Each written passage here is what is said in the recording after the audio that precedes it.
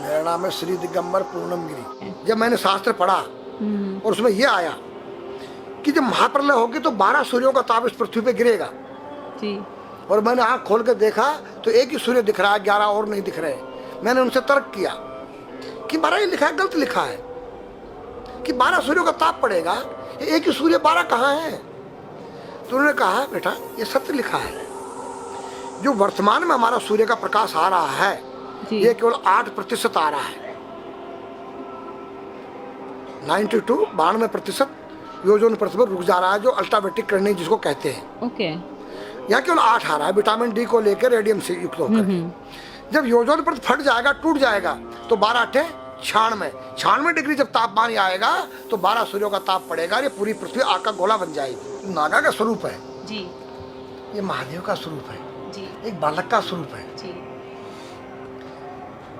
बालक में क्या चीज नहीं होती है? निर्मल मन जन सो मोई पावा, मोए छल छिद्र कपट नहीं सुहावा। तो बच्चे के दिल के अंदर न काम है, न क्रोध है, न लोभ है, न मोह है, न मद है। और नंगा किस तेरी गोद में बैठ जाए, नंगा उसकी गोद में बैठ जाए। तो नागा का रूप एक बालक का स्वरूप होता है जिसके अंदर से विकार रहित हो जाए, उसका नाम नागा है, सन्यासी है, संन्यासमया। तीनों गुणों से रहित हो जाना। ये जो गांजा भांग है ये क्या करता है? तुम्हारी मनोशक्ति को जो है बुरे कामों से डरा देता है। या तो कोई यूज करके देखे। दारू जो है वो तुम्हारी मनोशक्ति को उत्तेजित करता है, पिछली बातों को याद दिलाता है। दूसरा तुम्हारी जो है भांग गांजा तुम्हारी काम वासना को जो है दबा देता है। तो नारी के नंगे स्वरूप को 5 व्यक्ति देख सकते हैं। मेरे पास एक डिश है और जो चुटिया होती है एंटीना है, जो तुम्हारे जो यहाँ से कुछ तरंगें बाहर को जाती हैं, कुछ अंदर को आती है। 5 कर्मेंद्री, 5 ज्ञानेंद्री, 10 उस रथ के घोड़े हैं और बुद्धि रूपी उसमें लगाम है और ज्ञान रूपी चाबुकर बोलने वाला इसमें स्वयं सारथी कृष्ण है। तो आज हमारी संस्कृति बदली गई। ये आज हमारे लड़के लोग खड़े होकर पेशाब कर रहे हैं। ये हमारी संस्कृति नहीं है। न मुसलमानों की संस्कृति है, न हिंदू की खड़े होकर पेशाब करना। जैसे अगस्त मुनि ने 3 चलू में समुद्र पी दिया। मैंने पूछा महाराज वो मावा जी का कितना बड़ा पेट था? वो पृथ्वी पर रहता था, क्या पृथ्वी से बड़ा था उसका पेट जो सारे समुद्र पी गया? मैंने कहा नहीं बेटा, वो एक साइंटिस्ट थे, उस काल के वैज्ञानिक थे। उन्होंने ऐसा केमिकल डाल दिया कि पानी के 2 भागों में बढ़ गया, H2O हो गया और वो आकाश में उड़ गया। आज का जो नौजवान है ये साइंसवादी है, ये हमारी भौतिकवादी और जो हमारी धार्मिक आध्यात्मिक बात को नहीं मानेगा। इसको तुम साइंस के द्वारा अध्यात्म को मनवाएगा तो मानेगा। जैसे मैं सूर्य को जल देख करके मैं हर बीमारी का इलाज कर देता हूँ।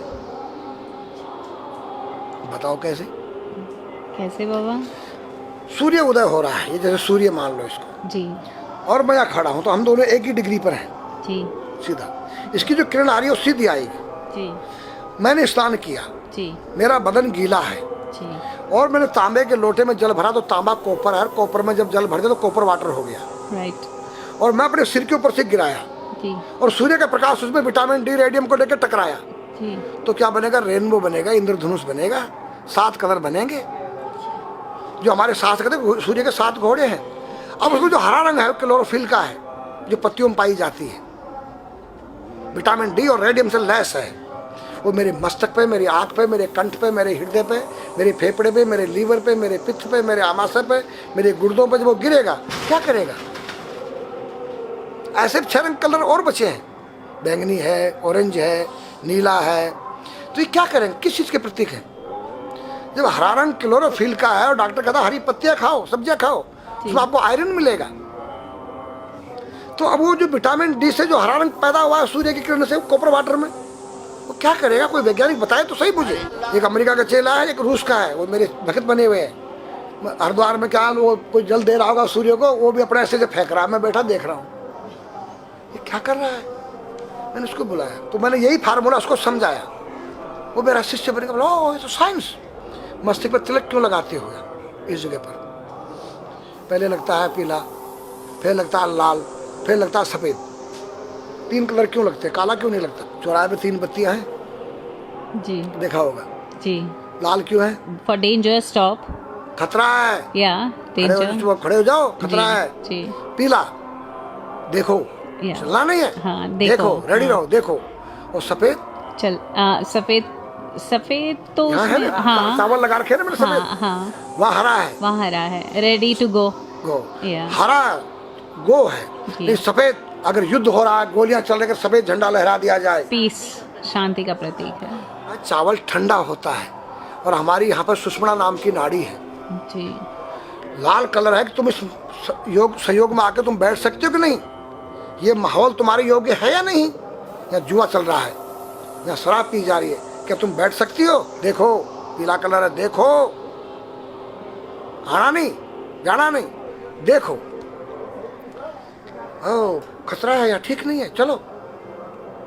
और सफेद शांति, जी क्या यहाँ शांति है, बैठ सकते हैं। तो ये हमारी जो है संस्कृति में एक वैज्ञानिक है। जब हम खाते हैं गैस बनती है, तो बिल्कुल। चावल जब पानी में भीगे बाद ठंडा हो जाता है, और हमारी सुषुम्ना नाड़ी पर जब लग गया है तो उस नाड़ी को ठंडा करने लग गया है। उस नाड़ी से कोई गर्म गैस को ऊपर चढ़ने नहीं देगा। और हमारे शरीर ब्रह्मांड में, हमारे सिर के अंदर कोई ऐसी वायु गैस जाकर तुम्हारे सिर को परेशान नहीं कर सकता है। तो मेरे पास जितने हमारे शास्त्र पुराण ग्रंथ हैं, ये साइंस है। मैं साइंस के द्वारा इन वैज्ञानिकों को समझा सकता हूँ और रगड़ा सकता हूँ। कहा जाता है कि नागा बाबा जो हैं वो कुंभ मेले के बाद विलुप्त हो जाते हैं, नहीं। ऐसा कुछ है क्या? ऐसा नहीं है। जैसे हम गंगोत्री धाम हिमालय में रहते हैं, जी वहाँ मुझे हिमालय पसंद आया। जी क्यों?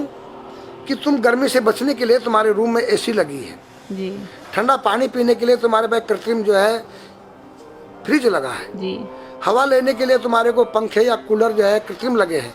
लेकिन भोलेनाथ बाबा ने मेरे लिए नेचुरल एसी लगा रखी है, और नेचुरल फ्रिज लगाया है, नेचुरल पंखे लगे हैं। तो जब मैंने सब कुछ त्याग दिया, छाती में तो मैं कुछ लेके नहीं जा सकता हूँ, चाहे मेरे पास अरबों खरबों रुपया हो। जी खाऊंगा मैं उतना ही जितनी मेरी पेट के अंदर भूख है। पढ़ना लिखना ये तो सहज चातुरी, काम धैन मन बस करन गगन चढ़न मुश्किल। काम धैन मतलब अपने वीर्य को कंट्रोल करना, अपने मन को कंट्रोल करना, और अपने प्राण को ब्रह्मांड में यहाँ ले जाना। ये खोपड़ी क्या है? ब्रह्मांड है। उसको कहते हैं समाधि। इस सारे शरीर के प्राणों इकट्ठा करके इस ब्रह्मांड में मस्तिष्क में ले जाके बैठ जाना, जिसको ब्रह्मरंध्र कहते हैं, उस गुफा के अंदर। ये तीन वस्तु मुश्किल है, बाकी सब आसान है। अपरिग्रह मतलब उतना रखो जितना तुम्हें आवश्यकता है, अधिक मत रखो। अब तुम अष्टांग योग जो है पतंजलि लगा रहे हो, और व्यापार बिजनेस चालू है, मेरी दूध को ले लो, टूथपेस्ट ले लो। अब मेरा आयुर्वेदिक अंडरवियर आ गया है। मैंने बोला वो कैसा है कि मैंने गंगा जल में जड़ी बूटे के रस में धागे भिगोए थे तब बनाया था। और मेरा दावा है कोई कितना योग कर ले, कोई स्वस्थ नहीं रह सकता है। क्यों? खान पीन तुम्हारा केमिकल, वायु में तुम्हारा केमिकल, पानी में तुम्हारा केमिकल। अब जो तुम आरओ का पानी नहीं पी रहे हो, उसके पानी के गुण ही नष्ट हो गए सब। उत्तर को सिर करके सोना क्यों मना किया है साइंस ने? हमारे शास्त्र मना करते हैं। हम उत्तर को सिर करके सोएंगे, दक्षिण को पैर करके। हम जब उठेंगे तो हमारी दृष्टि कहाँ? दक्षिण की तरफ जाती है। दक्षिण में यम का वास होता है। और जब दक्षिण को सिर करके सोएंगे तो हमारा मुंह उत्तर को जाएगा। उत्तर हिमालय है, भगवान शिव का कैलाश है। साइंस कहता है कि पृथ्वी के उत्तर ध्रुव दक्षिण ध्रुव है। पृथ्वी कैसी है पता है? तेरा सिर, सेम तेरा चेहरा 23.5 डिग्री के अंश पर है। ये थोड़ी सी चुटिया नाप लेना अपनी प्रकार लेकर के। तुम भी नाप लेना, तुम भी नाप लेना, मैं भी नाप लूँ चाहे। ये थोड़ी सी चुटिया 90 पर नहीं है, ऐसे तिरछी झुकी हुई है। ये चुटिया ये थोड़ी है, 66.5 डिग्री का कोण बनाती है। तो ये जो चुंबक मैग्नेट पावर है, उत्तर से नॉर्थ से साउथ तक, हम जब सिर उत्तर की तरफ करेंगे तो ये नॉर्थ है, वो नॉर्थ है। नॉर्थ को नॉर्थ धक्का मारेगा तो तुम्हारे दिमाग में और तुम्हारे हार्ट में डिस्प्रोजन होगा और बैलेंस बिगाड़ेगा। इसलिए साइंस भी कहता है कि उत्तर की ओर सिर मत करो, और हमारे शास्त्र भी कहते हैं कि उधर मत करो, नीचे उधर दक्षिण की तरफ यम का वास है, उनकी तरफ दृष्टि पड़ती उठते ही। मतलब एक कहने का फर्क है, एक चीज़ एक ही है। आज हमारे पास योग की विद्या थी, वो गायब हो चुकी है। अब तो जो थोड़ा सा कोई एक चूहा था, वो दुकान में गया, उसको एक हल्दी कंकर मिल गया, बोला हम पंसारी हो गया है। हल्दी मिल जाने से पंसारी बन गया। जो पीटी स्कूल में कभी किया होगा आप लोगों ने, पढ़ा होगा स्कूल हाँ में, जी। उसी को योग कह रहे हैं। योग क्या है? भगवान कृष्ण के पास था, उज्जैन गए थे संदीपनी ऋषि के पास सीखने के लिए। एक ही समय में 16,808 रावणों के साथ बात कर रहे हैं, अलग अलग रूप में। योग से अनेक रूप बन सकते हैं। योग हनुमान जी के पास था।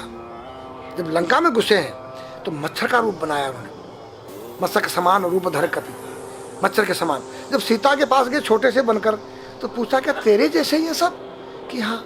फिर तो श्रीलंका पे विजय पाना असंभव है। तो हनुमान ने पहाड़ का जैसा रूप दिखाया, हिमालय जैसा। सर्जविन करना, अपने प्राण को निकाल के मुर्दे में डाल देना, उसको प्रकाया प्रवेश कहते हैं, जो आज है ही नहीं, लुप्त हो गई। जो जानता है किसी को बताता नहीं है। अगर अब उसका कोई शिष्य है उसको बताना चाहो, उसको जिज्ञासा नहीं उस शिष्य को सीखने के लिए।